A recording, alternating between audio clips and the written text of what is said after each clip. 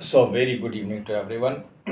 आपसे मैं शेयर करता हूँ अपना एक बहुत ही विचित्र आध्यात्मिक अनुभव जो कि मुझे रानीखेत में हुआ। अभी फ़िलहाल 16 जून की तारीख थी, 2023 की बात है। सामने हिमालय है, मैं बैठा हूँ।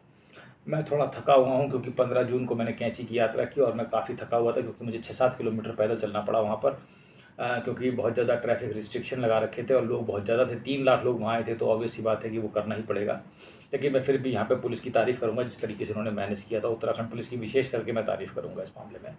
The things were very good and manage. थोड़ा सा इनिशियली थोड़ा सा हैपेसेड था, लेकिन जब उनसे कहा गया तो एवरीथिंग वॉज मेंटेन एक प्रॉपर लाइन में। कैंची में उन्होंने मेंटेन किया था।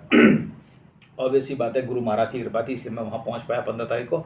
और तो मैं आपको रियलिटी बताऊँ, मैं भीड़ से बचना चाहता हूँ और मैं चाहता नहीं था कि मैं 15 को पहुँचूँ, मैं 14 बजे पहुँच जाऊँ, लेकिन मैं किसी कारणवश नहीं पहुँच पाया। वो एक अलग चीज़ हो गई। बहरहाल आप हंसेंगे ये कैसी गुरु भक्ति है, लेकिन मैं ऐसा ही हूँ। थोड़ा भीड़ से मैं बचना ही चाह रहा था, लेकिन बहरहाल जैसी गुरु महाराज की इच्छा हो तो वो तो टल नहीं सकती थी।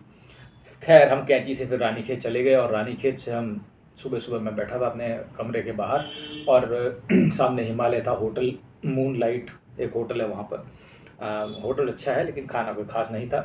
और सामने एकदम हिमालय है और मैं बैठा हूँ। मैं थोड़ा थक गया था तो इसलिए मैं आराम-आराम से काम कर रहा था। मेरे ख्याल से सुबह के 9:30 बजे, पौने 10 बजे का टाइम होगा।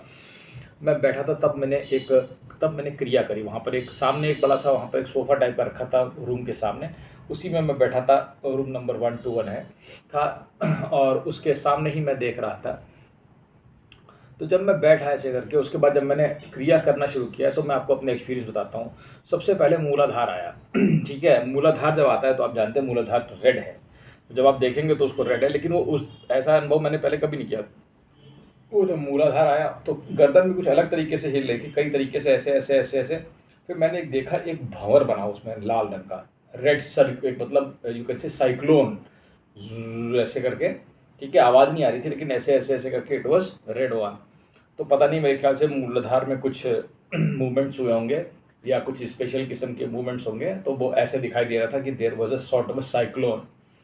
थोड़ी देर जब मैं ऐसे बैठे रहा और वो क्रिया थोड़ी अलग अलग किस्म की थी, मतलब उसमें बहुत सारी चीज़ें हो रही थी। मैं आपको एक चीज़ नहीं थी, there was just not one thing, वहाँ पे मल्टीपल चीज़ें हो रही थी।